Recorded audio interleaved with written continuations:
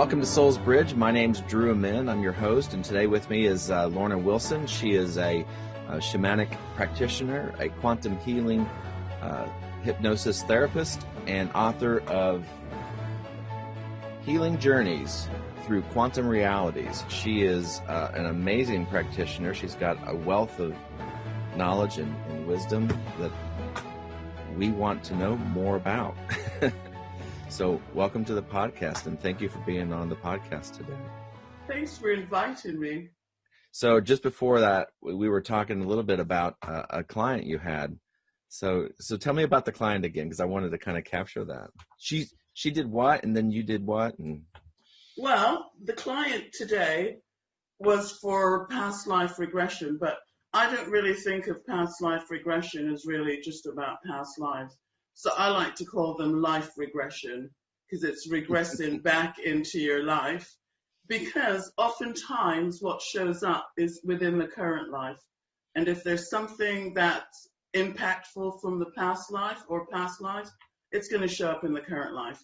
Yeah. And so she has worked very hard in many different ways, but she's finally got to a place that she just doesn't know who she is, doesn't really feel connected, doesn't understand why she's had the life experiences that she's had. Yeah. And so in looking at her questions and her reasons for having a session, I asked her if she felt that like she wanted to connect with her own divinity, with herself, with who she really is. And she said yes. And so prior to going into the hypnosis part, I did just a little exercise with her. And that exercise is just to get something started on the inside. And so I had her close her eyes. And I'm a strong believer in the breath. Everything is about the breath. And most of us don't realize how important the breath is. But think about it. Without us breathing, we are not physically alive.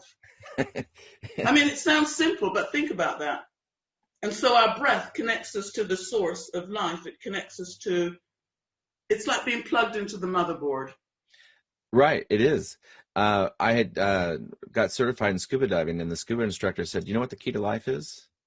And I said, "What?" Breathe. It absolutely is. And with our breath, and we don't have to do any dramatic, count 3 times, hold it this many times. None of that. Just simply connecting with our breath connects us with the source of our personal life. And it also takes us through dimensions and many realities. Because the soul, sorry, what were you going to say? No, I'm listening. The soul has had so many experiences, yet still we are connected to our life through the breath. So to get to the source of our breath, you're going to pass through all the different experiences that we've had. And so simply through connecting with your breath, you go through dimensions, levels, layers, all that stuff. Those are just labels to get to the source of your own personal history.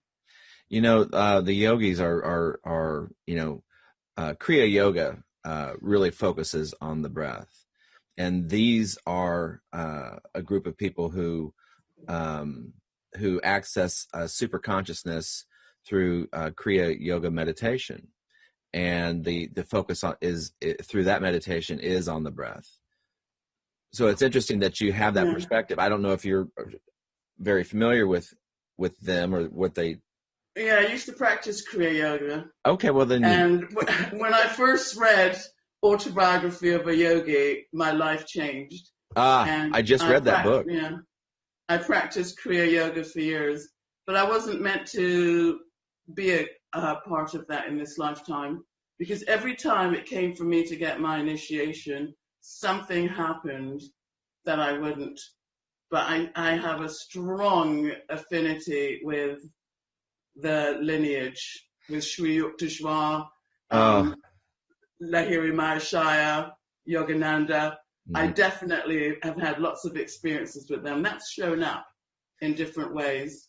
Yeah, Babaji. I've never experienced him. I've had friends that have experienced him showing up. Yeah. I've never experienced him. I would have liked to back then, but I've never experienced that. Well, that's interesting. Does he only show up for your friends that are practicing Kriya Yoga?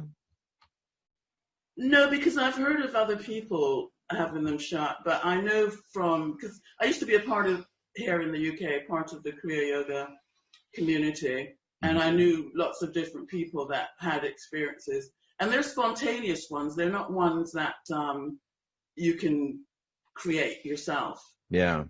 Well, I literally just finished that book this last week, and fell in love with uh, everything that book touched on. It was such a great book, and I think that it adds an interesting perspective to the things that I find most fascinating, which is all things conscious or super conscious or related. And you know, I got started on this journey a long time ago when I was, I'd say about 10 years ago. I was very much on a Christian path. And, but there was a piece of me that was just afraid to die, because I was afraid to die because I didn't know, not because I thought I was going to go to hell or something like that, but because I thought that, it's not that I thought this, I just didn't, I figured it was either probably true or none of it was true. So I was in a little bit of a crisis with regard to my faith, because I didn't know if I believed. I wanted to believe in God, and that has always been my struggle. And my struggle has been to believe that there is a God, that we have an eternal soul, that our existence survives our bodily demise. And And so, what conclusion did you come to, or how did you come to a conclusion? well, Or so have you come to a no, conclusion? I have come to a conclusion. Yes, I have come to a conclusion that our soul does survive our bodily demise. But I was watching I Shouldn't Be Alive, which is a TV series here in the U.S.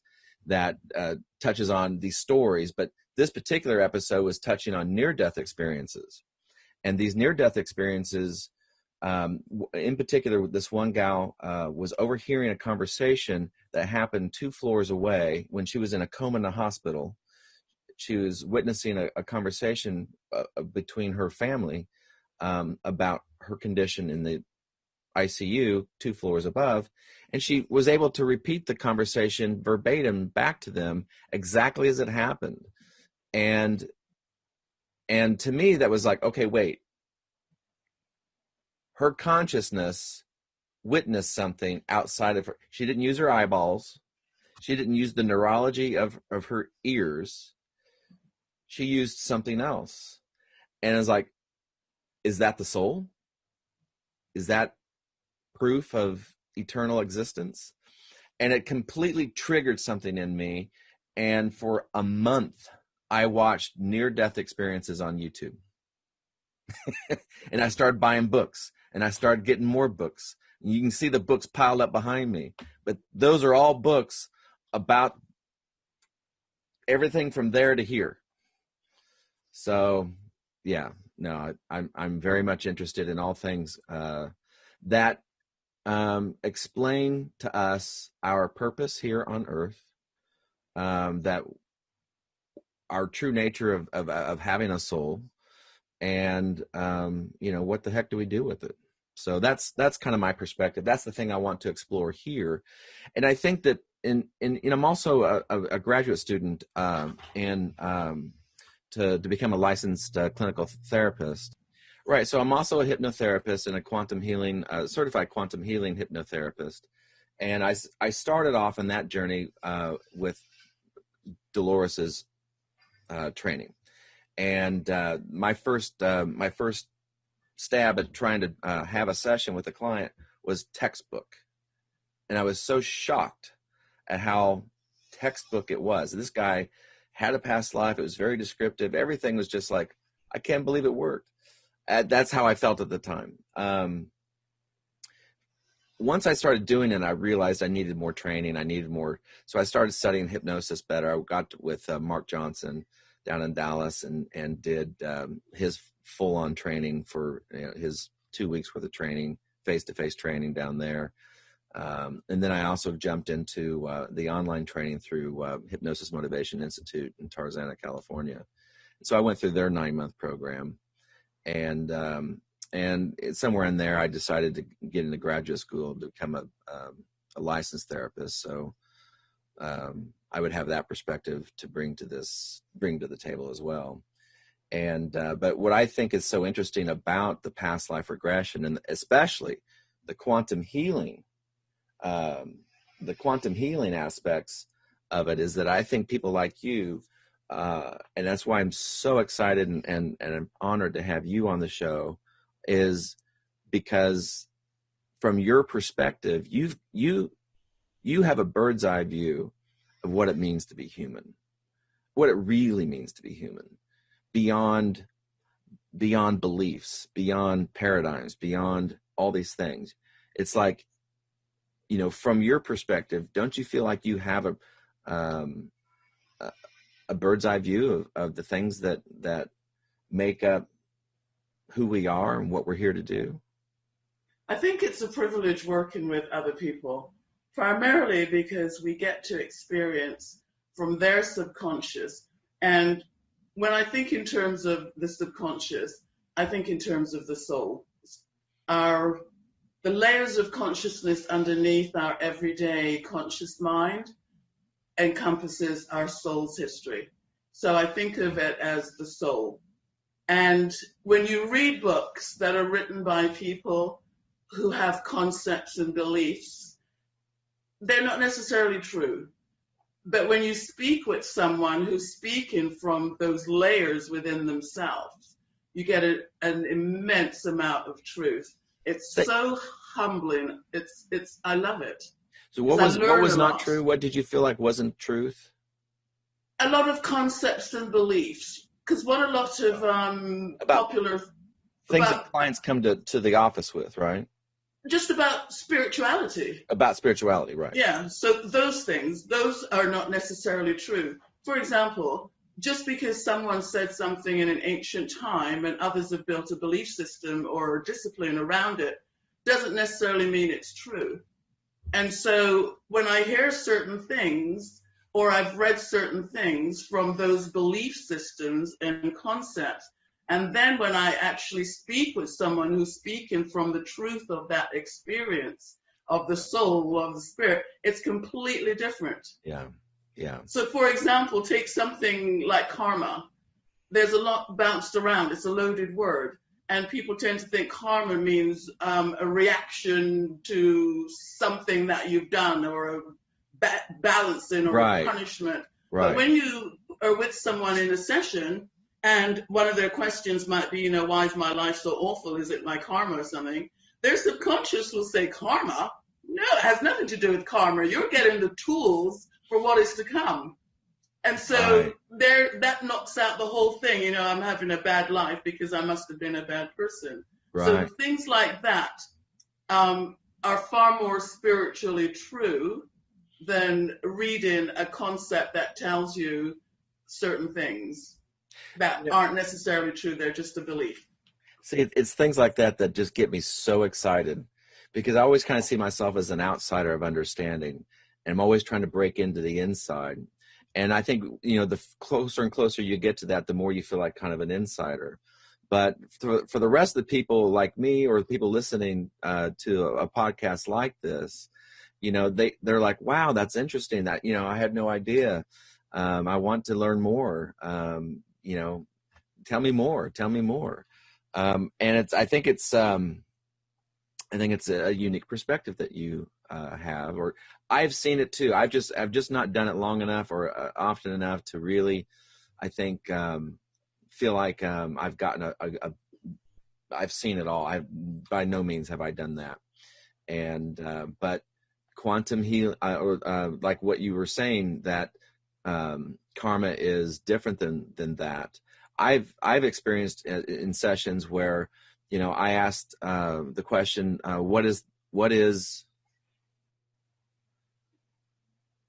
what's the purpose of the ego? I got this amazing answer, and I was just kicking myself that I didn't record it. But the answer was so amazing. and how, in short, it's you need your ego. People want, I want to shed my ego. Well, it's there for a reason. It's, I've always had this idea that we are meant to live this life. People want to get all hairy-fairy and just stay in this, eternal bliss in this life. And it's like, that's really not the point of being here. We could have done that before we got here. But we came here because this gives us an opportunity to do things we can't do on the other side. There is no despair. There is no struggle. There is no, these are things that build character into us, like you were saying before. Well, if we can go back to the ego, that's another example about spiritual teachings that are incorrect. All of this, dissolve your ego, get rid of your ego, egos are bad. I completely disagree with all of that. Our ego is the compilation of all of the factors that our soul has created the individual called you. That is the ego. Now, we can have toxic egos, we can have negative ones, we can have positive ones, but that is the ego, the individuality of the soul. But there almost is a toxicity to an ego. There almost is a flaw in the ego. I mean, the ego was designed to be flawed. Well, it's designed to give you experiences, and you don't get experiences from having perfect lives. Right. Exactly. We learn through the imperfections. But I would suggest to people to embrace their ego. In other words, embrace the totality of yourself. It doesn't mean you're good or you're bad. It's none of those things. Those are just beliefs that we create around our experience. But we're in a duality system. And what our ego allows us is to be flexible within that duality so that we can have a range of experiences. So it's a harmony. It's finding a balance inside this duality while working with an ego. It's like a pinball machine. There's always a trap. You just gotta hit the buttons in the right way to keep things singing. Yeah, but the trap is usually self-created by the beliefs that we wire into our brain. Yeah. But I think in the duality system, there's actually three forces. There's the polarity of this or that, but then there's balance, which is the third force, which is in the center. And tell me more about this balance idea, because you speak about it in your book about a person connecting to source through this quantum hypnosis experience and receiving a balancing that kind of just sets them right. If I think about balance, where we are collectively as individuals, but group consciousness, is things have been very polarized to masculine, feminine, this or that. And we're coming into a singularity of where things are both this and that. It doesn't have to be one or the other. And so it's that singularity, that harmony between our left and right brain hemispheres, within our head and our heart, within our masculine and feminine. And that's what the balance is. Finding that balance within both, so then you can utilize both in a productive way rather than being controlled by one or the other. So do we get imbalanced? Do we get out of balance? We absolutely do, depending on the families that we're born into. Yeah. For example, if we're born into a family with certain family patterns, and all family will have family patterns. Of course. They're not always good, they're not always bad, but we'll have those. So we'll tend to see the world through those eyes, through that perception. And it's not necessarily accurate, it's just the perception that we're conditioned to perceive the world by.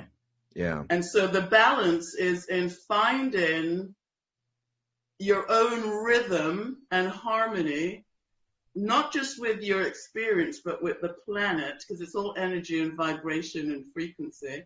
And when you find that harmony, you actually get plugged into the planet, and then you function because you're plugged into the all. Well, I think a lot of people just want to find how do they get to that harmony? How do they get to that balancing act? I think that's the problem that we have, is that we paint ourselves into a corner. We think we have these problems, and we get out of balance. We get too focused on something, and then next thing we know, we're depressed or we've got anxiety, and we're not balanced. That's because it's all lived in our head. And I like to tell every single person, everyone, doesn't matter what their experiences or lives are, given the experiences of their life, underneath that we are all completely normal. It's the perception, right, the beliefs, the conditioning that makes us feel out of balance.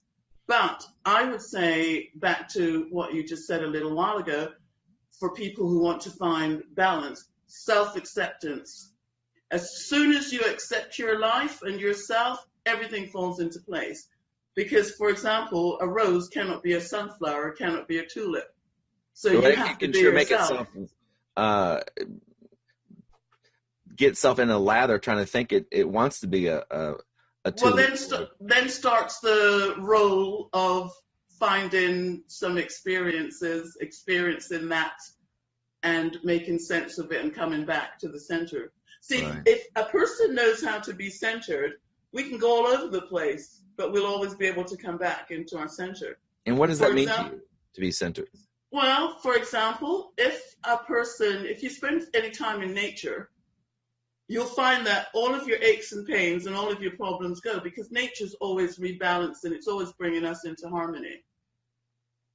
And so for me, what balance is bringing your energy back into your body rather than in your head. Right. So, for example, I tell clients, if they imagine a picture of a head with loads of question marks and maybe some exclamation marks all around it, and the eyes are just constantly going, oh, I wonder about this and that, and I need closure, I don't know how to do this. All of those things keep us very busy in our head. Right. And therefore, there's no energy and life force in your body to actually accomplish the things you want. Because the body can be a very uncomfortable place because it holds the symptoms of everything we've experienced. Right. And so the balancing is a balance between head and heart. And so often people tend to be overthinkers because they're living in their head and they've got all their life force in their head and very little flowing through to the body, which of course over time creates illness. So how would you recommend someone get more connected to their body and get out of their head? A simple breath. And so breathing. Yeah, I love the breath. I can show you what that breath is like. You might probably know it from other things, but I can tell you exactly what that breath is. Yeah. It's just breathing in, and breathing's natural. It doesn't have to be a forced dramatic thing. It's just natural. But breathing in, and then when a person exhales, they just imagine that breath flows from the top of their head to the tips of their toes, sort of like unzipping a banana. I mean, if you even tried that now, you would see a complete difference. And then when you're in your body, you just feel calm. You feel connected. It's so simple. When you say when you breathe out, you imagine that breath going out through the center of your head, down through your core and out? No, I don't even make it that detailed. I simply say, close your eyes and just breathe in deeply. And when you exhale, imagine it flowing from the top of your head to the tips of your toes. I don't add any details of how that should be done. What is it? And I say it's like unzipping a banana from top to bottom. Yeah. Okay. And so all of the busyness in the head comes together and comes down in your body, and it's your life force. Okay. Always, you think of these, that you see diagrams of bodily energy, and it's always this toroidal sort of like this apple-shaped field of energy that, comes and goes down through the body and then out and around or come back. It's like that. Right. So I'll tell you what I think of the torus. Yeah. Do you know the infinity figure 8? Mm-hmm. So if you imagine that figure 8 lays on its side, that's how the individual is going out of themselves, just searching outside, just searching, thinking everything is out there. Everyone has the answers but them. And that search will always lead you back to yourself. Right. Now turn that infinity figure 8 upright squish it, and it becomes a torus. Right. Yeah. So our experiences will always go out and come back in and go out, different layers, different awareness, and a constant flux. And so for me, that's why I think of the torus shape when it comes to consciousness in the individual. And there's always a still point in the center. Near-death experiences have described that. Who is it? Atwater's, what's her name? Begins with a P. But she's written some fantastic books, and she's drawn a diagram of that. And I can see that myself, and I've experienced that. There's a still point. In fact, today with that client, when I had her do the breathing, yes, she got to a place where she said, she just stopped, and then she opened her eyes and she said, "Oh my God, I just went into a still point." She said, "So still, I felt safe. I have never felt safe in my life. I felt safe." Wow. And so in that still point, in that center point, it's where everything happens. Nothing happens. Everyone who has past trauma, especially early trauma, they, from a clinical standpoint, it is said that they get stuck in this flight response, and they never really truly feel safe. And that's why kids with ADHD, they're always up and moving, is because when you're moving, you're less of a target. And they're just also, sort of subconsciously, and they don't have a sense of safety. I mean, I've seen it, and it's what they say. So this is what happens when we're stuck in trauma. All trauma is trance-inducing. And when you're stuck in that, Okay. When you're stuck in that trance of the trauma, a part of you stays there while the rest of you continues living. In shamanic terms, that's called soul loss. It's where we suppress feelings, lose some of our life force to keep that suppressed, and wire in a belief about ourselves to hold that in place. And so therefore, the original trauma is a trance that when we unlock that, it releases it. So what's the key to unlocking something like that? We always talk about visiting the trauma and then releasing it. But the releasing piece of it seems to be the least written part about what we do. Very few people really go into a lot of detail about how to release trauma when you get into that space, the details of that. So revisiting the trauma from your conscious mind will never help. Revisiting the trauma with a therapist who's also working from their conscious mind will never help. Right. Primarily because the conscious mind is limited. It's limited to its experience, its rationality, and its beliefs. However, the body holds the actual factual information. And therefore, to go into the subconscious to the original cause will never be what you think from the conscious mind. So if you imagine, for example, that consciousness is symbolically drawn in the shape of a human body, so the outline, or if it was an actual human body, the skin would be the equivalent of the conscious mind, which is an interface for the outer world and the inner world. But the skin knows absolutely nothing about anything. All it knows is how to keep us safe, no infections, and it's always looking outwards. The conscious mind's always looking outwards, and it's always about what am I going to do next? So it's linear. What do I have to do? So the information it takes in is very limited. And also the conscious mind is a very busy, active mind, and it's designed that way because it has to keep us safe. If you're walking down the street and you hear a car horn, you've got to know whether it's so close you need to jump out the way, or if it's in the distance, you can relax. And so what happens is the skin knows nothing about how the body functions. Right. But when we're so used to doing something routine, like maybe walking the dog, our mind starts to drift into the zone, or away from our body back into our spiritual awareness. Call that the alpha brainwave state. It's a gateway to other realities, but it's also a problem-solving state of being. Yeah. And so when you go into those states, you're able to access the truth of a situation, not what you think. Does that make sense? Right, because the conscious mind is sort of asleep, and you're able to actually process in a way that doesn't involve that waking conscious mind. Well, the conscious mind only goes to sleep when we're asleep at night.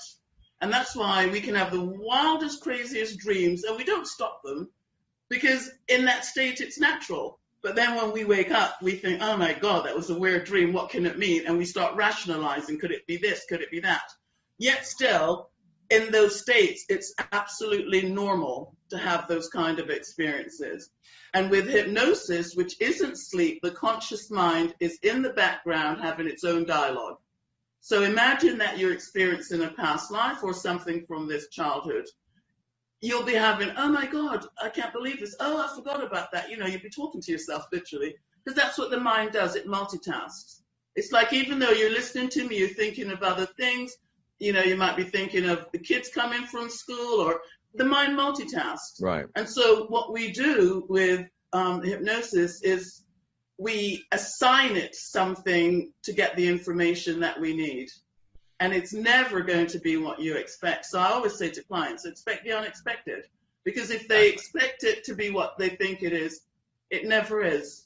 Well, I always tell clients that you get what you need, and you get what you're ready for, and you get what you need. And if you need it but you're not ready for it, you're not likely to get it. But you get what you're ready for. I don't know. So if we go back to how to resolve trauma, if when you're in an expanded awareness state, you actually, to begin all of that, the body holds the memory of everything. So what I have clients do is, rather than them trying to express to me whatever concerns they have, because words are conclusions. For example, if I said to you, Drew, you know, I've got a lot of abandonment issues in my life, it doesn't really sum up the nuances of how those abandonment issues affect me, maybe in relationships, maybe at work, my creativity, all that stuff. However, if I were to close my eyes and I were to connect with all the worst things about those abandonment issues, I know what that feels like. I know what they are. I can't really put them in words, and I don't need to. But the mere fact I've connected with them, and it's got to be the worst case, because we're happy with the good stuff. But the worst case is what we keep in our body. And so if I connect with that, I might then scan my body to see if I'm actually holding the feeling of this somewhere in my body, like maybe a tension in a certain place, a tightness or something. Or if I feel nothing, that's also very telling, because it means I'm disconnected from my body, my heart, my feeling, my femininity, whether I'm male or female.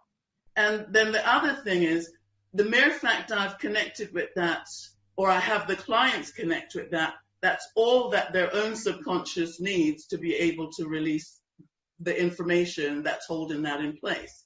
And also, when they scan their body, it might connect to a past life scenario that the situation is bringing back to mind, or it just might show where energy blocks are that need to be released. And so, can you say that again? Say that again with regard to the release, that when their subconscious mind makes this connection, it releases.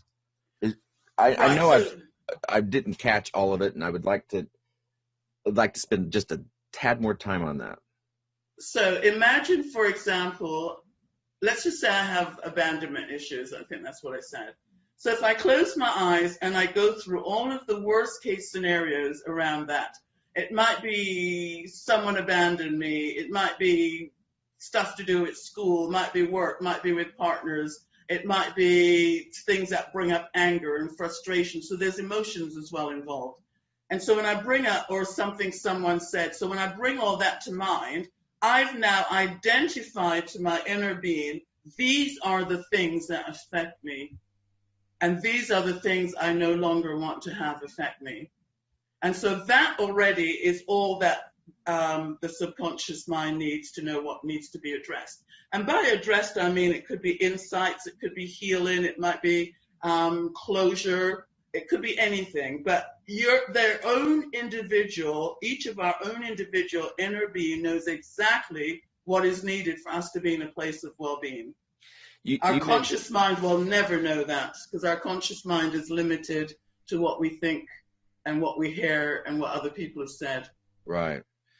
You mentioned in your book, and I've heard this in other places too, that when you revisit the trauma from just a higher perspective, rather than rather than when we experience the trauma, we have one perspective. Let's say something happened when we were 5 years old. We have a 5-year-old perspective about that trauma, and we make these conclusions.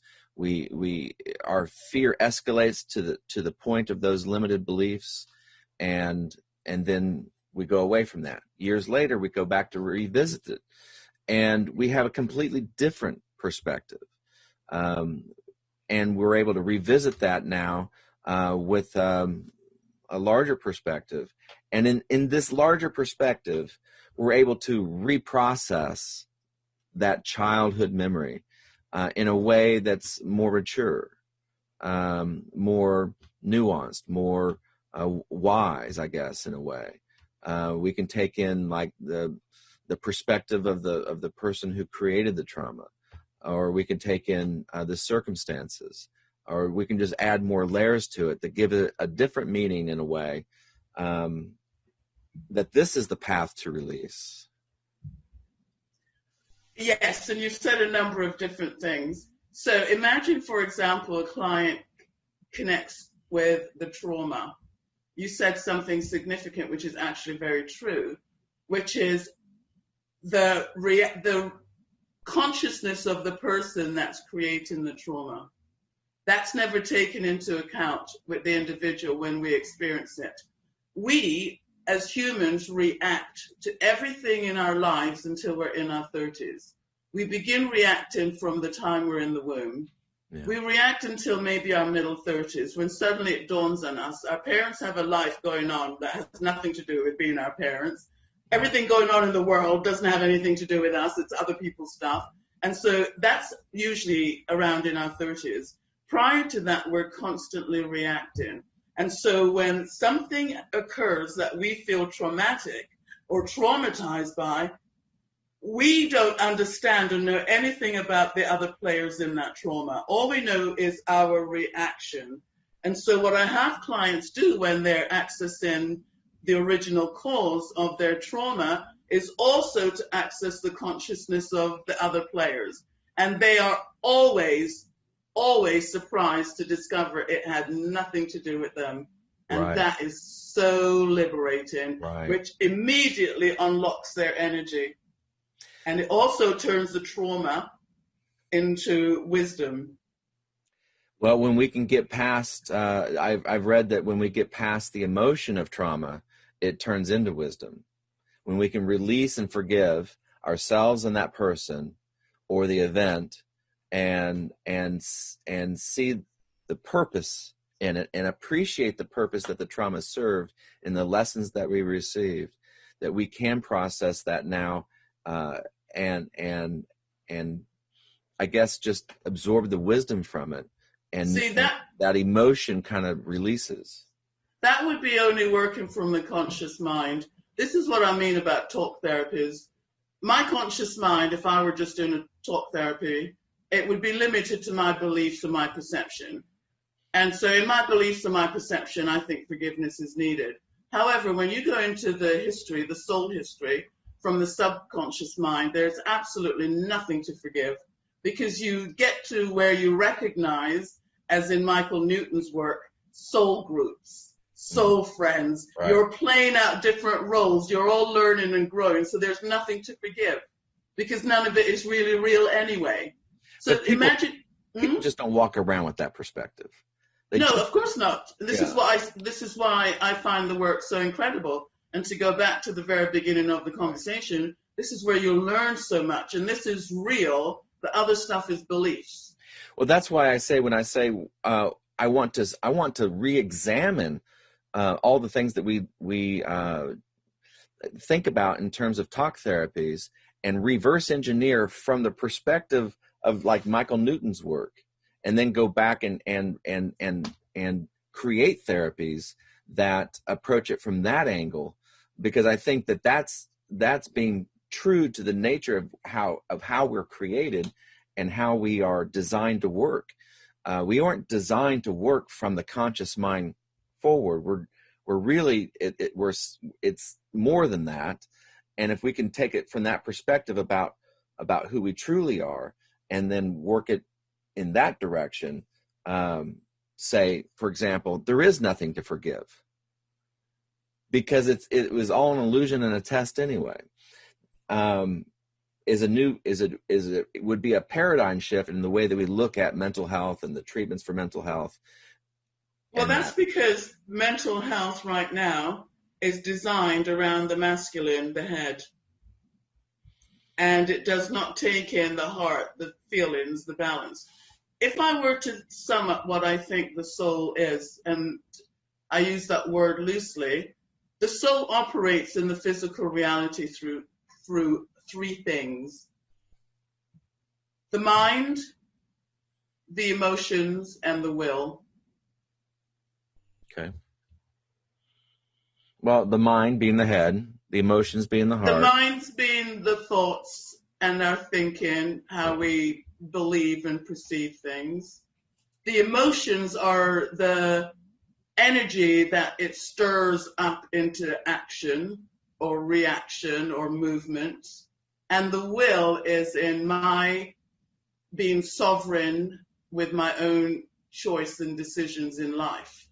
And most of us are conditioned not to be, because as little children, we're at the mercy of adults. And those adults aren't always wonderful, healthy adults, because they will come from their own trauma or their own wounds that are not resolved. And that's how family patterns get passed on from one generation to the other. And so imagine that we get to a place, which we all do hopefully at some point, to say, I want more from life. This isn't enough. Something's not right. I feel there should be something more. I'm missing out.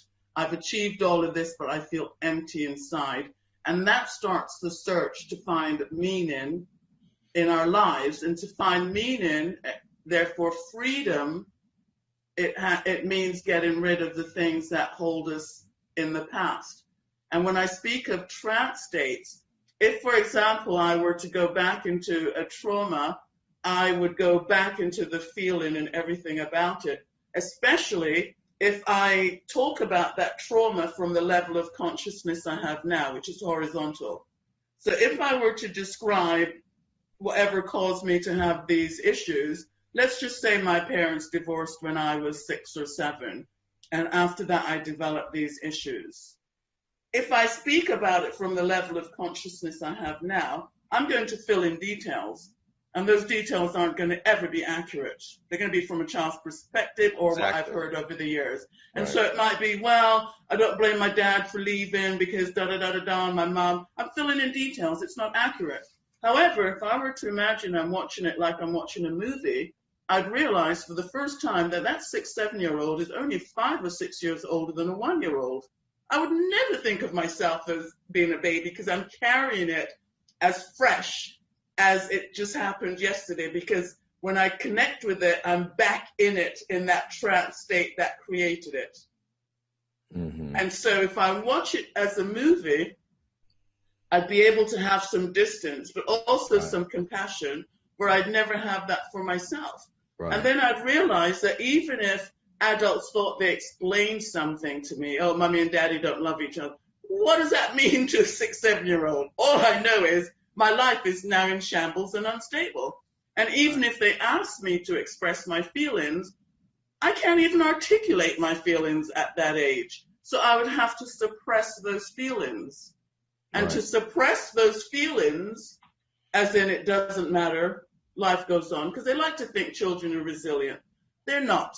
They just fragment, they dissociate, they just disconnect. And so to suppress my feelings I would have to lose some of that age's life force to hold that in place. So we're looking at three things: mind, emotion, and will. And then I would wire in my brain a belief about myself that's going to hold that in place. And that belief might be, no one loves me, daddy doesn't care about me, or whatever. I'm not good enough. Because if I was good enough, he would have stayed. Because we personalize the world. Clearly he's leaving because of something I must have done or not done. And so with those three things, suppressing and holding the energy, I've now anchored in a trance state that I can access if I go back to the original cause, see it for what it is, not for what my perception told me, realize it had nothing to do with me, and therefore it goes. That what I'm holding in place disintegrates. So this perspective, is this something that you developed or noticed and sort of come to the conclusion from your own experience, or does this follow the path of someone's writing? How did you come to this conclusion? I would say as a shamanic practitioner, I learn a lot through working with energy. And also, I was going to say, at some point, I want you to kind of describe what that is and how that's different from quantum healing hypnosis, because I think I have an understanding that you go in instead of the client. Oh no, I do nothing. Absolutely never. The client as does a shamanic practitioner, as a shamanic practitioner, I have an understanding of the inner worlds. I have an understanding of how it works and the interactions from my own experience. So I know possibilities. You used to work in the fashion industry and were there for 25 years or something to that effect. What was the thing what was the catalyst that sort of helped you make that decision to switch over to this kind of work? Did you have an epiphany? Were you always? I think that we're hardwired to be ourselves. And so I fell into the fashion simply by meeting an agent on the street that said, lose a bit of weight and go to New York. And so even then, I never felt right. I never felt I was good enough. I never felt any of these things. It was only in my 40s looking back, thinking, oh, I was okay. But so at the time, I didn't. You met someone on the street? Yeah, in Vancouver in Canada. And what happened? And he said, lose a bit of weight and go to New York. Here's a card. Here's a card? Yeah. So his card. His card. He was a scout, yeah. A scout for what? For model agencies. Oh, so you did modeling. Yeah, so that's when I was in fashion. Okay. That's like a number of lifetimes ago. I really don't like that stuff. Yeah. But so what I'll tell you is what I learned through that. Yes. I learned about illusions. I learned about emotions and feelings. For example, you're only as good as your last job. Everyone wants something different. And if you don't find who you are, you'll listen to someone cut your hair, do this, do that. So you can be all over the place. I learned that in fashion, most of the people that are drawn to that are absolutely broken individuals that come from a lot of trauma and stuff like that. Right. But I also learned about balance and harmony. And a lot of things I learned, I didn't know I learned them until after, in the sense of the experience when I look back. For example, models and photographers used to always ask me to put their portfolios together. They say, oh, you do a good job. Can you help me put my pictures in my portfolios? And I didn't understand at that time I was learning about balance. So all I knew is this just doesn't work together. Right. And it wasn't actually till I was maybe in my 40s, late 40s, studying therapy. And in my counseling class, someone said something about, oh, you're very creative. And I said, no, I'm not. I'm absolutely not creative. And then they told me all the ways I was. And I thought, oh, you're right. I am creative. So we don't know ourselves. I feel, to be honest, that every single person is hardwired to be the way they are. Yeah. Because that allows for the experience. But then at some point, we can take responsibility and say, no, I don't want to be that. I don't want to do this. I want something else. And all of my experiences create And that's the same for everyone. All of our early experiences creates the foundation for why we're here. Yeah. Well, that's interesting. I guess, in looking at my own life, I would say that the aspect of being a therapist or being a healer has always been there. That's what I mean. So people would come to me and they'd leave feeling better. Yeah. And it's because it's hardwired in. By that I mean, I've come to a conclusion that we're put together by templates and information packages. Oh, that's interesting. You can't just stop there.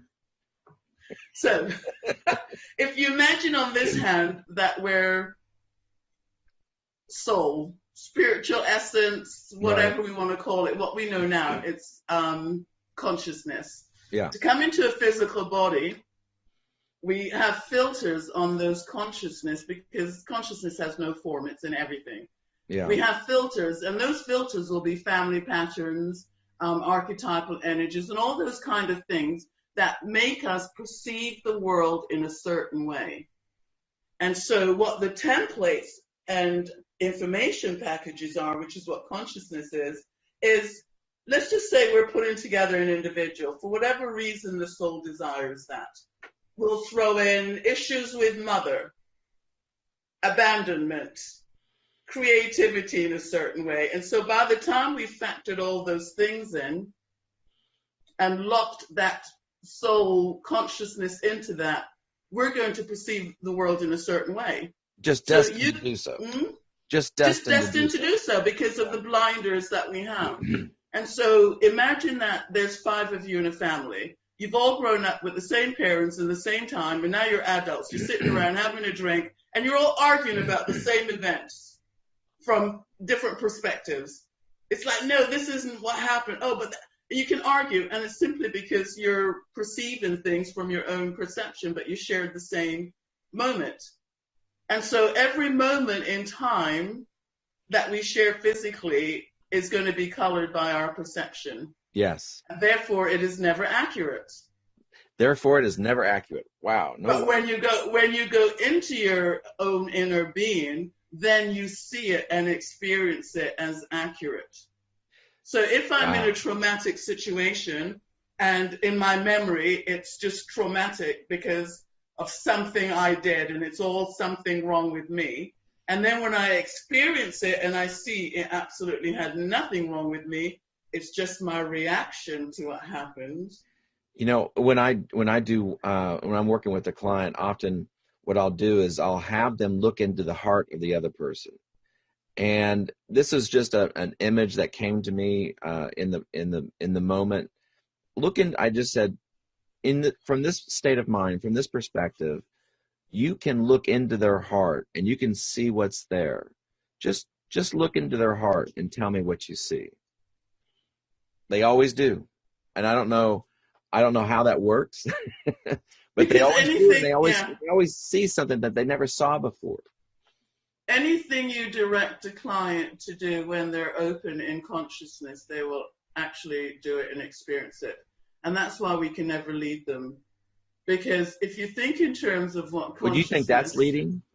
No, but what I'm saying is that's why we can never lead them. That's why we can't, Anything we tell them, they will have a response to. So if you think of consciousness as like the World Wide Web, as soon as you type in key search words, you're going to get back loads of information. Some true, some not true, but you're going to get everyone's input.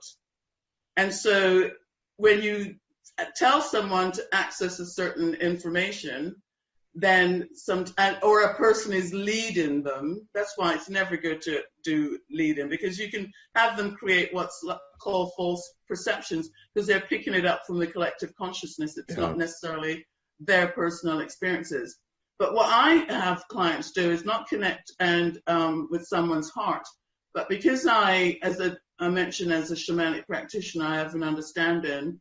I'll have them connect with the consciousness of the person and then perceive the world through them. It's called, in shamanic terms, entering someone else's reality or entering someone else's landscape. So if I change that and said, look into their consciousness and tell me what you notice, rather than their heart. Yeah, I would say just take a deep breath, and as you exhale, just allow yourself to be in their consciousness just for a minute, and you'll know it, what they're thinking and what they're feeling. Because Okay. when we do shamanic work, especially on behalf of someone else, we can enter into their landscape, what we call their landscape. You might Right. think of it as the aura or their energy field. It's the same thing. So because I have that background, I know that anyone can do it. And so when I have them access that from their perspective, for example, there's someone who's got issues around being fat because her mother had issues around being fat. And she's not fat now as an adult, but in her mind, she still feels that way.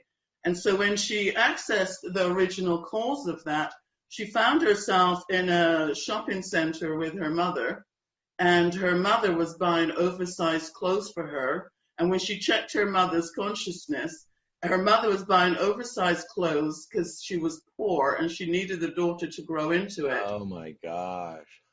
And also, when she checked the mother's feelings, the mother was thinking back to her own being overweight and how awful it was, and how her clothes were tight on her and so forth and so on. So it had nothing to do with the daughter. And that's what you access. And so what I explain Right. to clients is, Yeah. if you think in terms that each of us sit on our own device, whether it's our phone or laptop or desktop, so we only have the software programs that interest us. However, when you ask the key search words, you get the whole World Wide Web. And so that's the collective consciousness. We're all a part of that. And so you can get the answers to anything, and you can see it from that perspective. And so my shamanic practitioner awareness allows me to know what can take place. And it's not me doing it for them. In fact, I rarely do anything anymore as a shamanic practitioner, because what we would have done in the past is journey for others to get the information for them, do soul retrievals. That I don't. I let them do that themselves. But my history and background gives me information that can be used. Right. So you're blending the two together. But so how does the shamanic process work? Tell me more about that. And how is that different than hypnosis? Well, hypnosis and trance are two different things. We're in and out of trance states all day long. That's just how the brain functions. And with shamanic work, it's all about understanding from a perspective how the world works. So in shamanism, they think of three worlds: the upper world, middle world, and the lower world. In our everyday life, we might think of the lower world as our subconscious, the middle world as our reality as we see it, or parallel realities, and our upper world as our higher conscious mind, our soul, that sort of thing. And so in shamanic work, we would enter into one of those worlds wherever we're guided and led to get the information for the person. Guided and led how? By our intuition and our openness to experience these things. And is the client there, or can you do this remotely?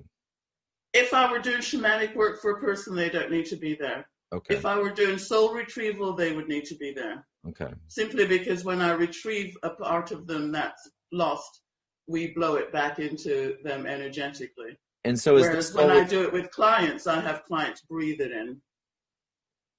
So the breath is very powerful, whether I'm using my breath to help them as a bridge or they're breathing it in themselves.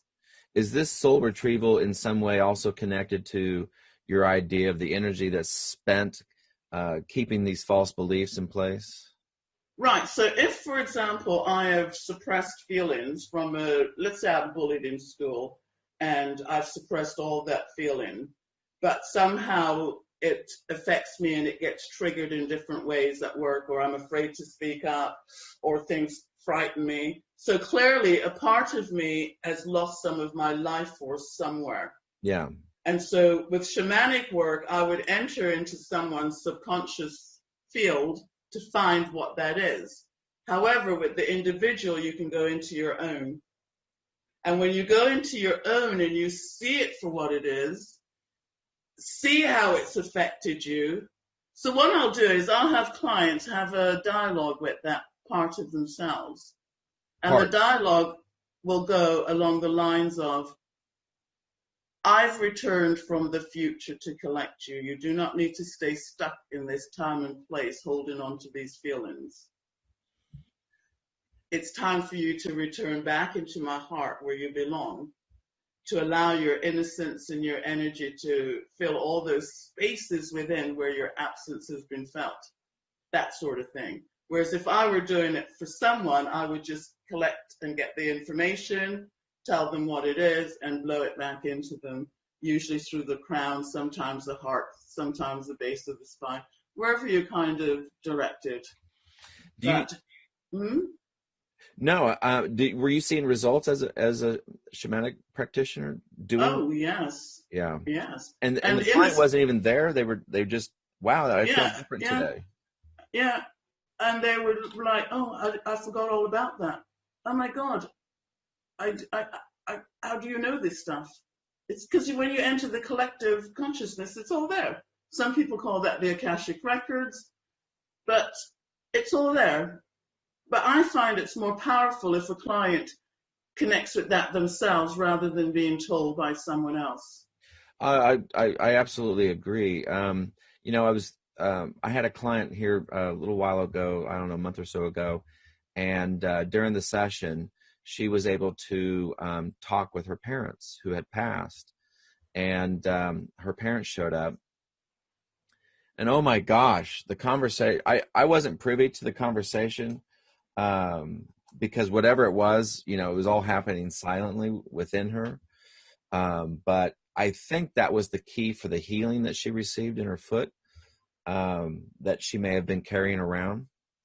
And because her foot healed in this session, she came in because she wanted relief for pain because of her foot. She's had this foot problem for 3 years, and all the doctors can't fix this foot. Anyway, she comes in limping. She leaves walking on that foot with no pain. But in that session, her parents came through, and they talked about a lot of things with regard to the way she was handled the estate, the way the relationship between her and her siblings. They kept trying to put a bunch of guilt on her about the way things were, this, that, the other. And her parents just, they just had this long conversation about her and how she's handling things. She tells me a lot of this. I mean, I got glimpses of it during the session. She told me more about it after the session. And, but it was just amazing that she was able to connect to all that and get that information. Well, what I do with clients is I'll have them communicate with a past life self, because what I know about past lives is they're not ours, they belong to the soul. And for each incarnation, the soul creates a compilation of information packets. Therefore, when I access past lives, what we call past lives, they're other aspects of the soul, and because it's all a part of me, I'm seeing it through the eyes as though it's me. And so what I'll have clients do is sometimes I'll have them and it's always a mental telepathy, because in the inner world, as you mentioned a long time ago, we don't need a mouth to talk or any of that. Right. It's all mind to mind. And so I'll say to them, we'll just mentally communicate and just see if they're aware that you're there. And they'll say, yes. I've never heard a no. Wait a minute. Then, you're doing this in hypnotic sessions? Yeah. For years now. You're telepathically communicating with your clients? No, not me. They are with other parts of their life, right. Their soul, their past life selves or whatever. So imagine imagine that you've come for a session because you just cannot connect with your inner strength or empowerment. You've been bullied all your life and life is just awful. And imagine that your subconscious shows you a lifetime where you were all powerful, you had character strengths, you had all the qualities that you actually need now. So I'll say to the client at some point while we've been accessing this, so we've gone to lots of different significant events, and it just gets better and better in the character traits that the client wants. And so I'll just say to the client, well, just step back from that personality for a moment and just watch it as though you're watching things occur at a distance.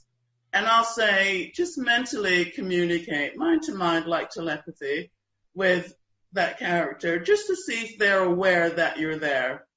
And when they do, I have never heard a no. In fact, in one case, one person who was an alchemist who had created all kinds of havoc, he had his back to her in the scene. And when she communicated with him, he turned around and he said, I've been waiting for you to come.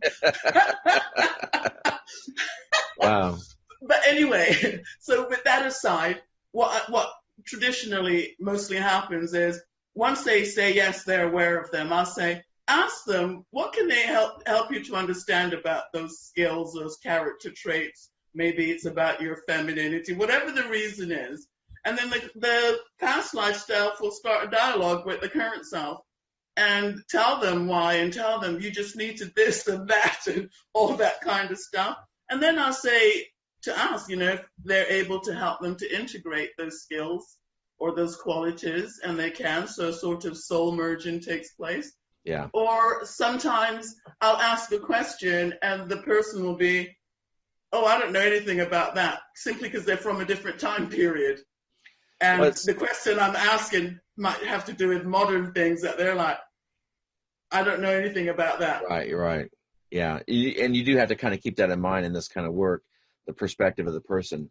I don't really run into that so much, but it's so much better to have the client experience these things rather Always, than... not right. So much, 100,000%. Yes. Well, it's a personal journey. I was thinking that, a medium in their work, they're hearing from past loved ones and then explaining it to the client. But what if the client could do it? They would get so much more done.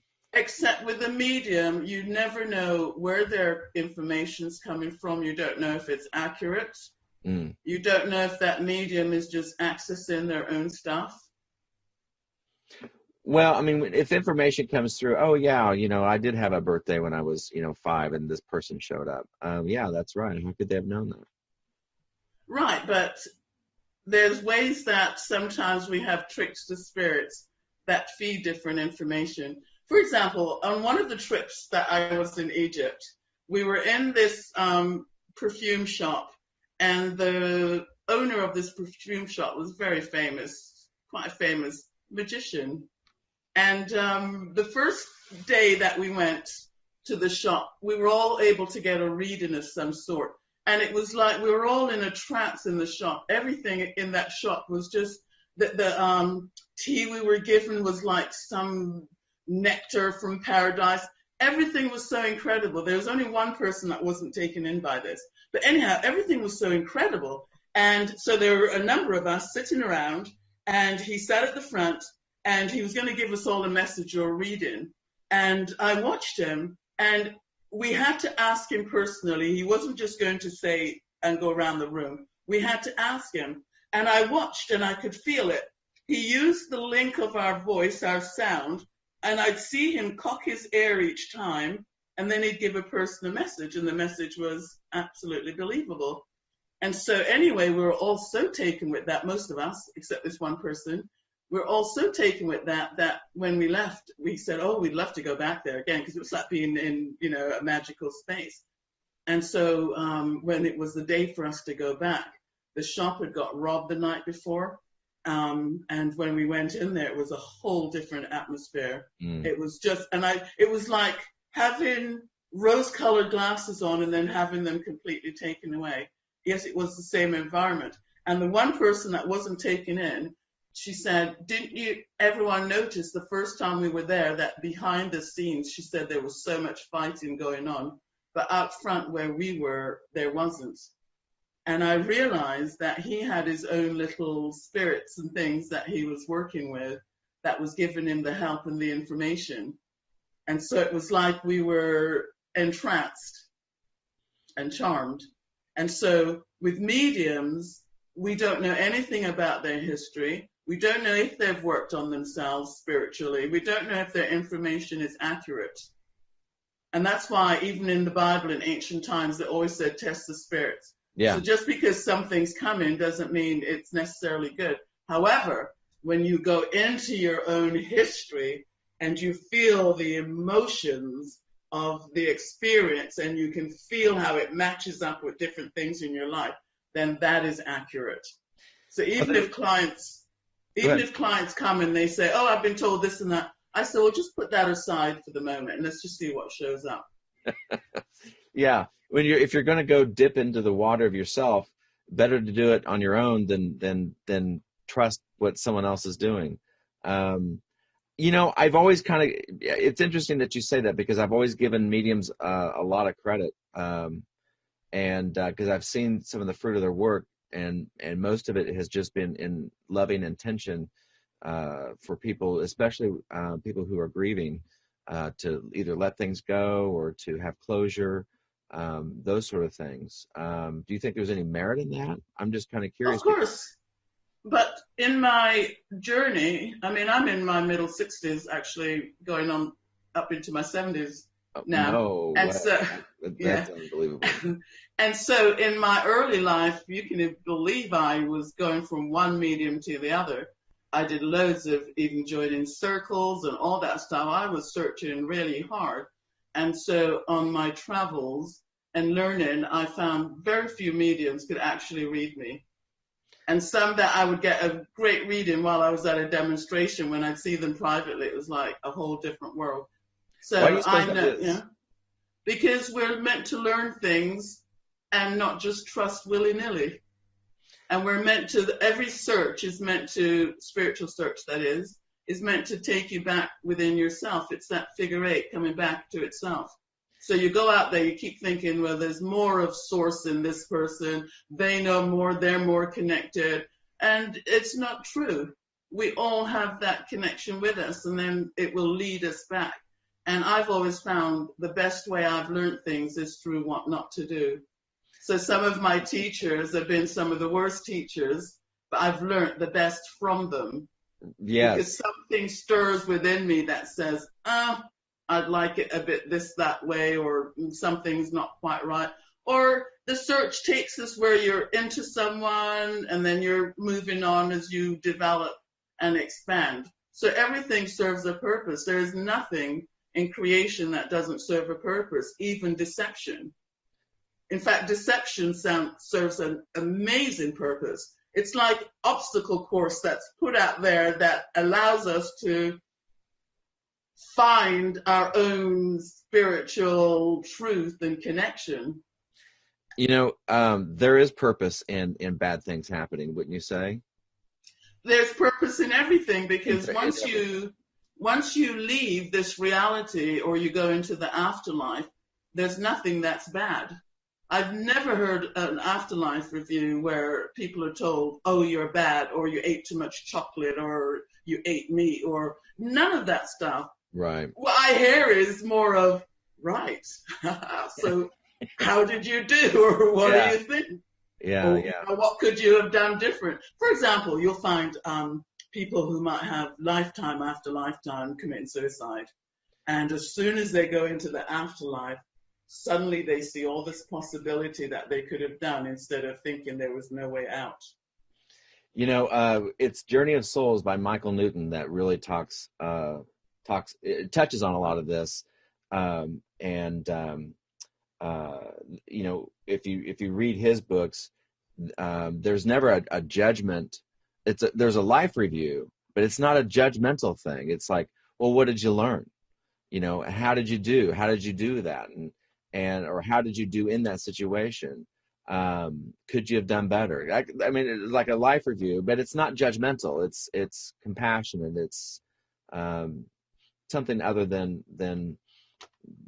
feeling bad about yourself. If there's any judgment, it's always a self-judgment and that sort of thing. Right, because all the other things are factored into our experience. And that's why we'll have those experiences. So let's just say someone ends up being an alcoholic and everyone else looks down on them. Alcoholism and all addiction is a spiritual path. And when I studied numerology, Absolutely. Yeah. When I studied numerology, I discovered that addictions, they'll have loads of 5 in their names because they're learning about the 5 senses. And they're learning through the senses. And what better way to learn through it than loss of control or addiction? So everything is a spiritual path because everything comes out of spirit. But to the conscious mind, people will be, oh, he's just this, or he's just an alcoholic, or he's just this or that. We're factored in. We're hardwired to be ourselves. Can't get away from it. We can keep trying, but there's no happiness there, and we'll keep searching. But at some point, we come back to ourselves, or at least that's the hope, whether this lifetime or another. So when I got started on this journey, I had a hard time believing in God. And I wouldn't say I was an atheist. I was a very reluctant atheist, I guess. I mean, I was like, I didn't want to be. I wanted to believe in God. But I guess I'm a seeing as believing kind of guy. And I think a lot of atheists are probably like that. But one of the things that atheists will always do in their argument for atheism, one, they'll point out all the failings of religion. And two, how could there be a God that would allow this to happen? And they'll point to, children dying of disease and despair, or they'll talk about suffering, or they'll talk about the Holocaust.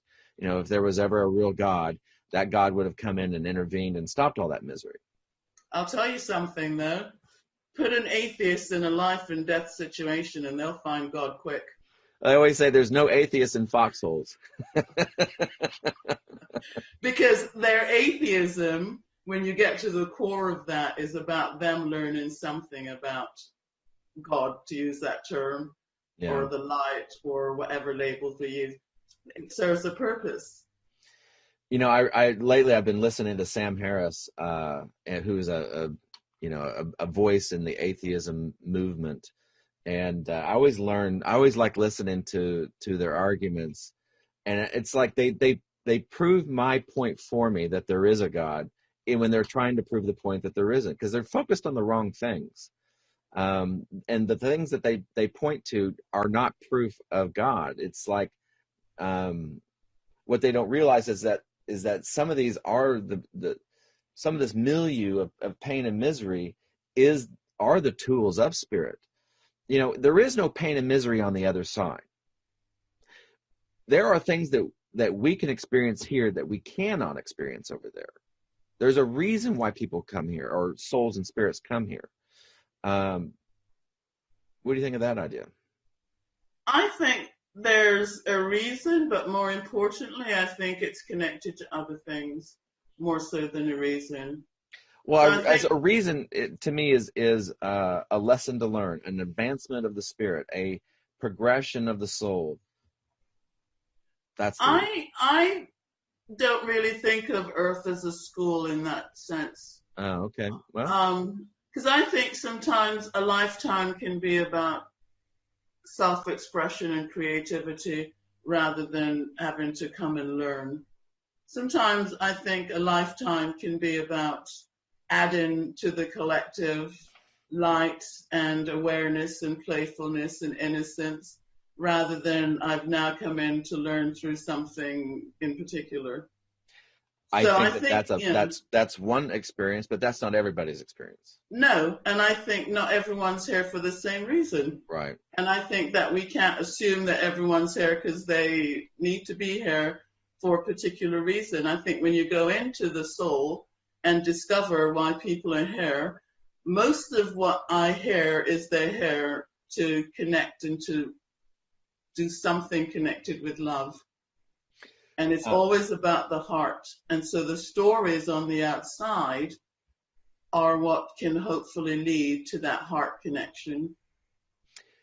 But on the other side, before your soul incarnates, is nothing but love. And you're always connected to love. And you're always connected to God. And there's no separation from God in that state of mind, or that state of being.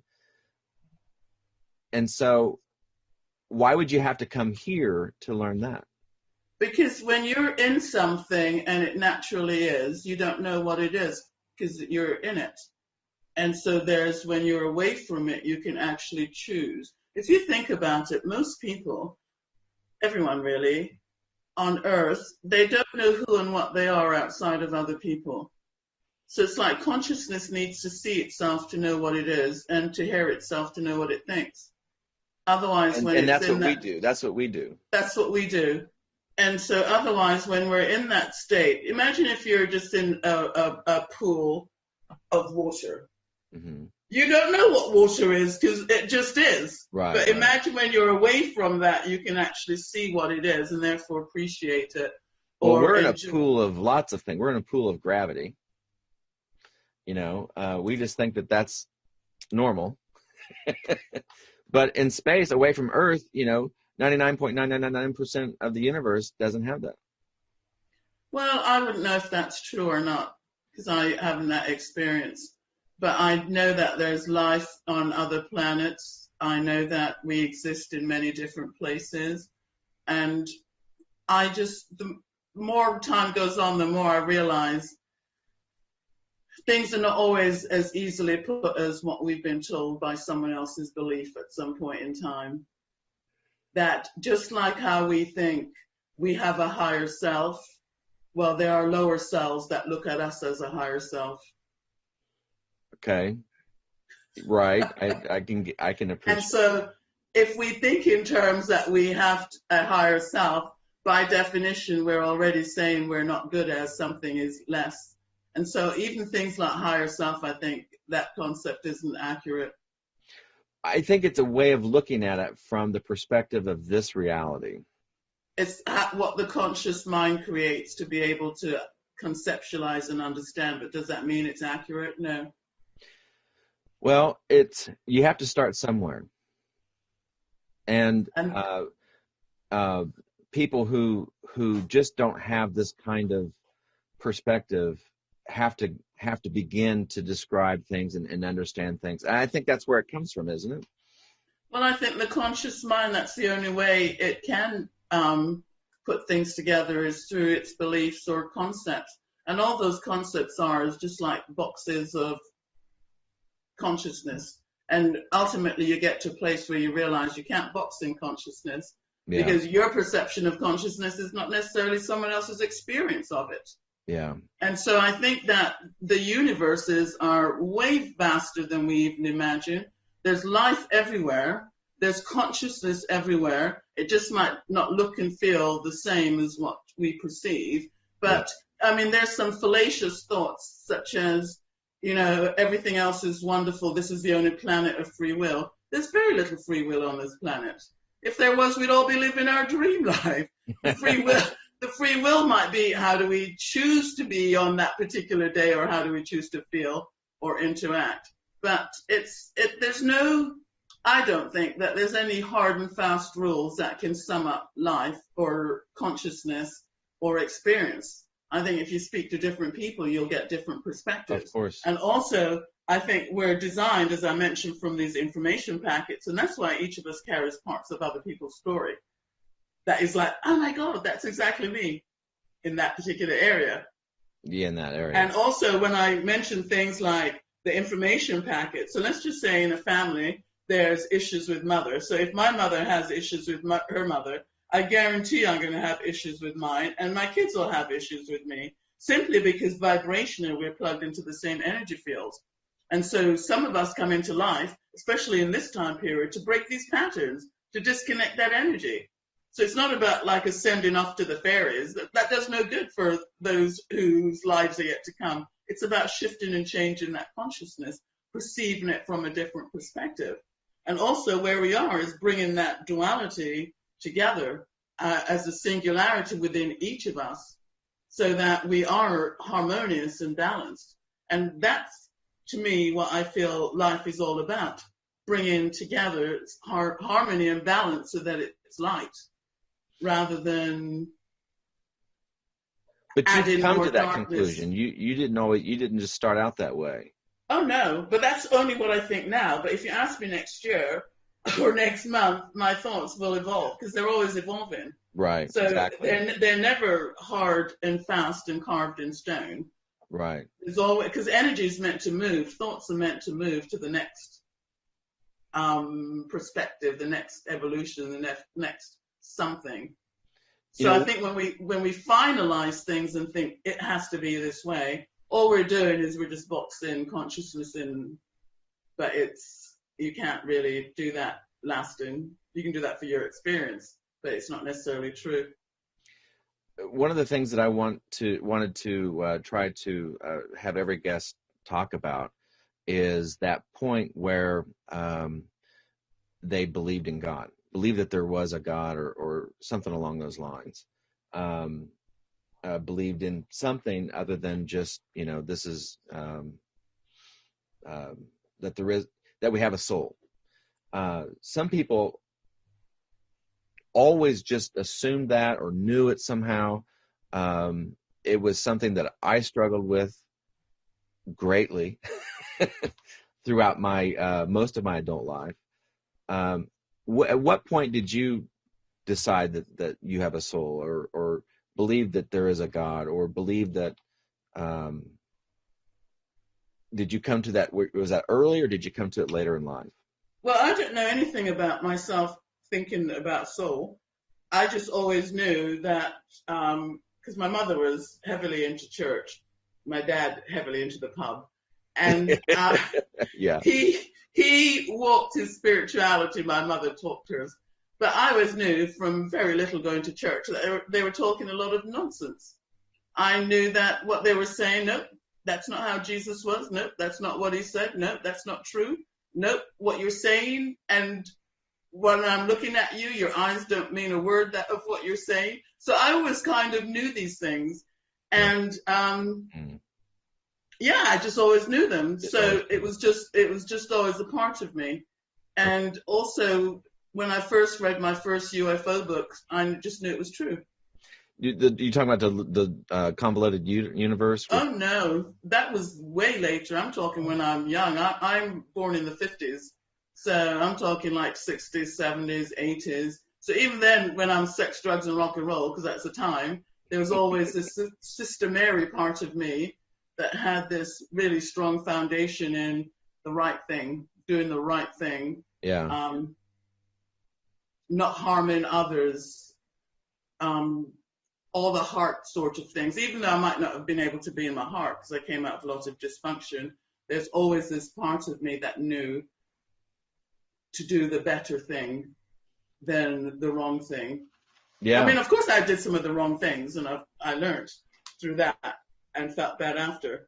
But, because that's what you do when you're a child. But no, I just think it's sort of inborn. I didn't have an epiphany. I didn't have a moment that made me fall to my knees.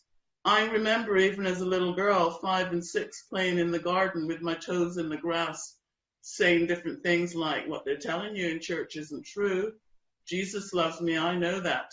And I didn't even know who Jesus was. Back then I just knew what they were saying in church, like, fear God. I'm like, that's not right.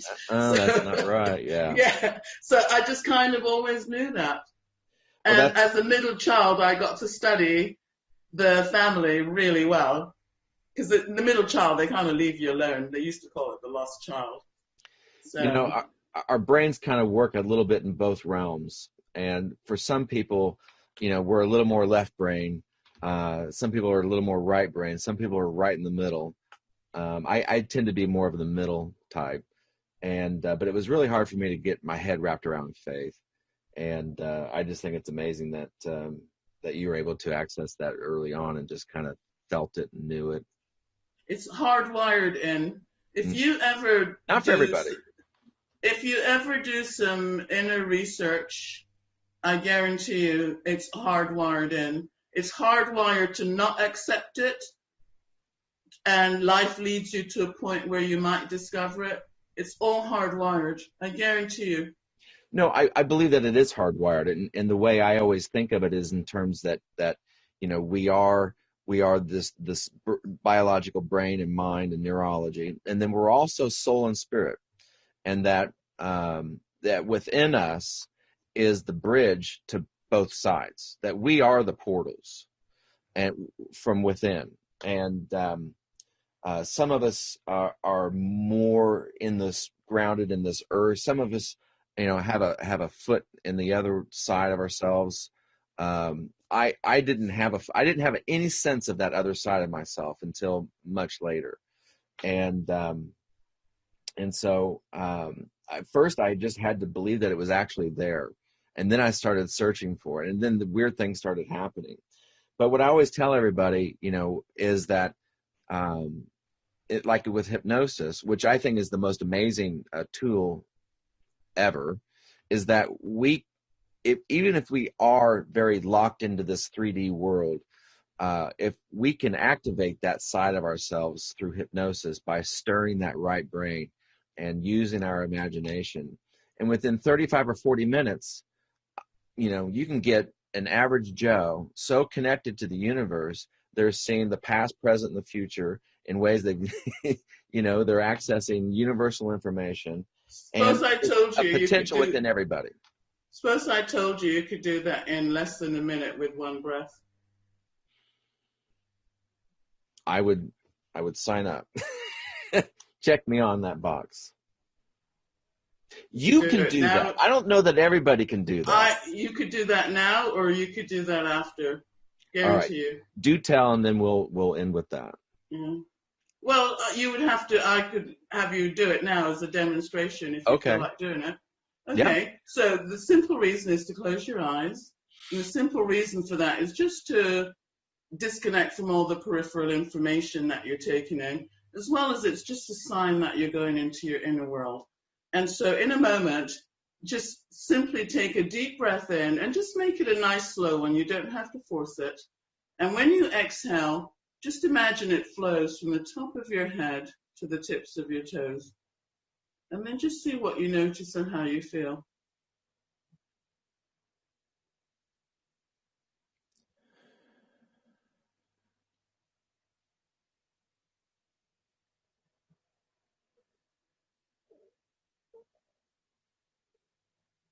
Can I be honest? Mm-hmm. I have a difficult time doing that. And tell me about that. I don't know. I try to do that, and I've always found that kind of difficult. Right, because you're going back to a past experience. I'm just trying to. I was in the moment. I've always found that. And that is the same difficulty that you have set up about faith being difficult. Well, so I'm not. Forget about all the things you think you know. And this time, rather than trying to breathe in a certain way and exhale in a certain way, it's just a simple matter of breathing in and exhaling. So there's nothing about opening your mouth to let it out that way. See, you're doing it rather than being with it. So it's a matter of just breathing in, knowing that you connect to the source of your life. Very easy, nothing dramatic. And then when you exhale, just imagine that energy, that breath just flows. It's like unzipping a banana from top to bottom. And then just see what you notice. Not what you think from past experiences, but just what you notice in this moment. And you might notice the breath doesn't go all the way down. You might notice it stops at a certain place, but just see what you notice. It's like, just be aware. And on your next breath, maybe before you exhale it, just hold it for a second or two. And then exhale.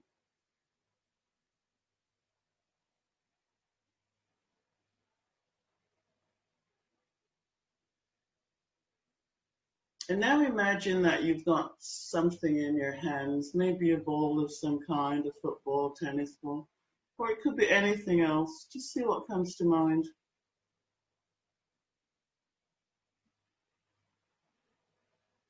And tell me what comes to mind. Well, I thought of the tennis ball. So imagine you've got this tennis ball in your hand. Just kind of pass it from one hand to the other, just being aware of the shape, maybe the size, the weight, maybe if it's new or old, and just see what thoughts come to mind about it.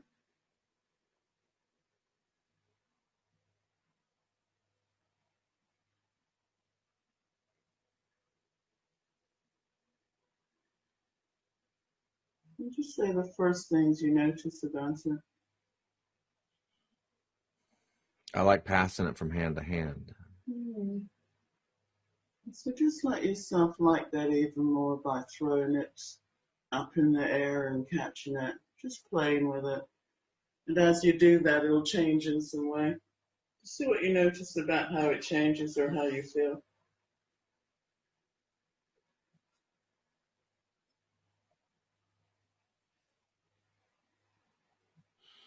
I always like playing catch, tossing So a ball back and forth between people. So just take a deep breath, and as you exhale, just let yourself go back to a time when you were playing catch. And just see what thoughts or what comes to mind about that. It's rhythmic. So just let yourself enjoy that and take a deep breath in, and as you exhale, just see what else comes to you about that. It feels like a flow state. And so just breathe in that feeling of the flow state of rhythm. Just let yourself connect with that. And then just see how you feel, or what comes to mind.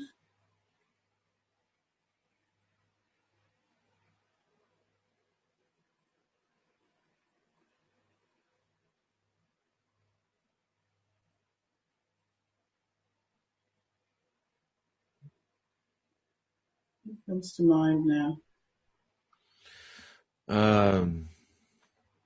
The playing catch is a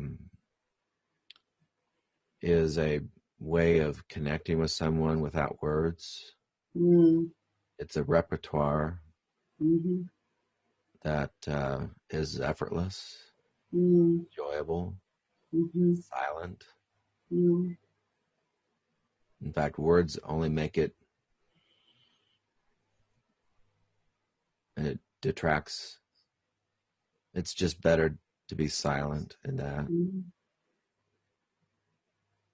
So just breathe in that awareness. And just spend a few moments breathing that in. It's like just downloading that awareness. It will help you to connect many dots in your life about yourself, the natural you, what's meaningful.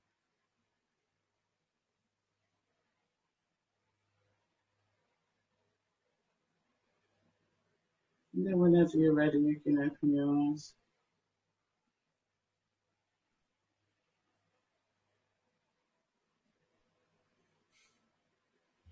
So what I got from that was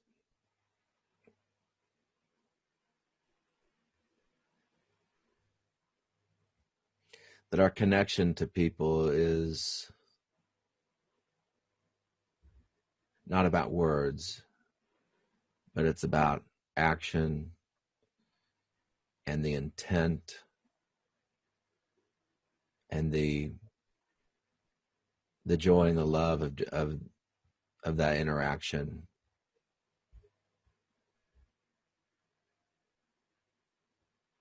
Yeah, that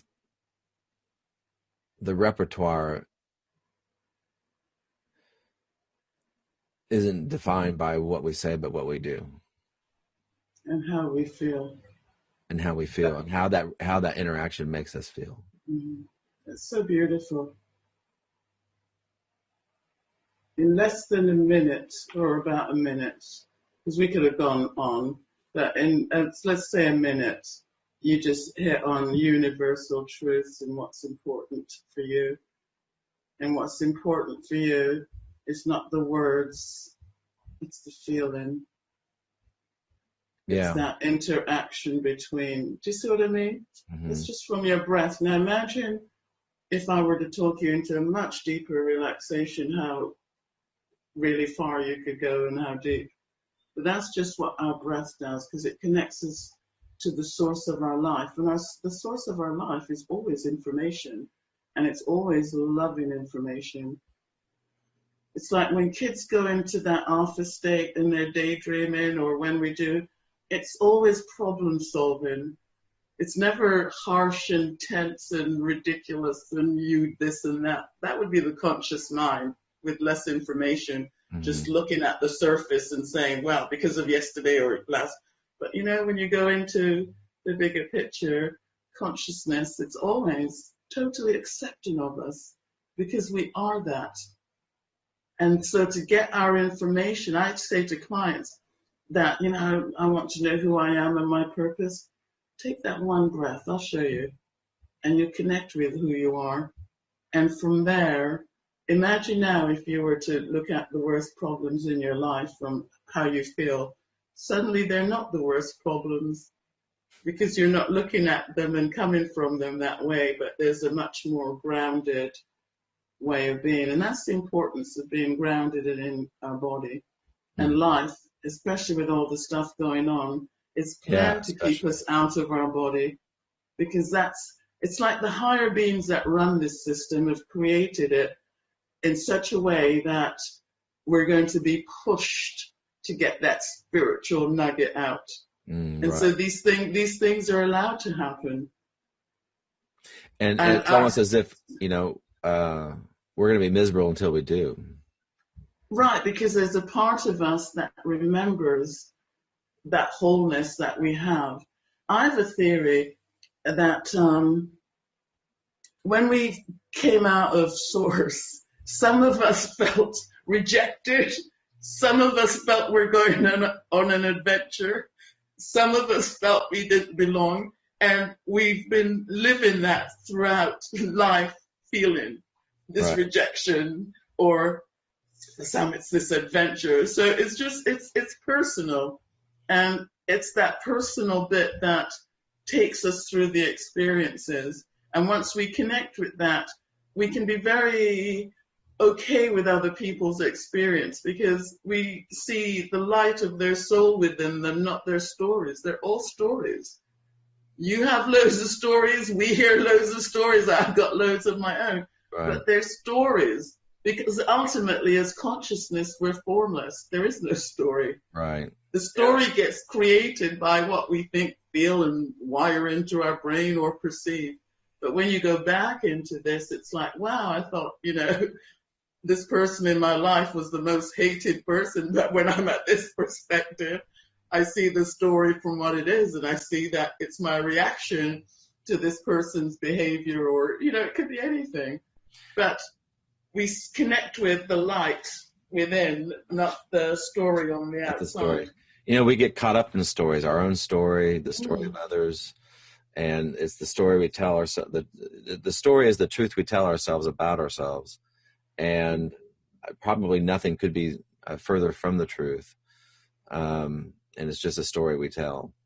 And that when, I've heard people say if you want to change the story you tell about yourself. Right. And I had to get to a place where I had to tell myself a different story because that other story that I was actually living and was very real, it was like, time to tell a different story. Time to tell a different story. Yeah. Yeah.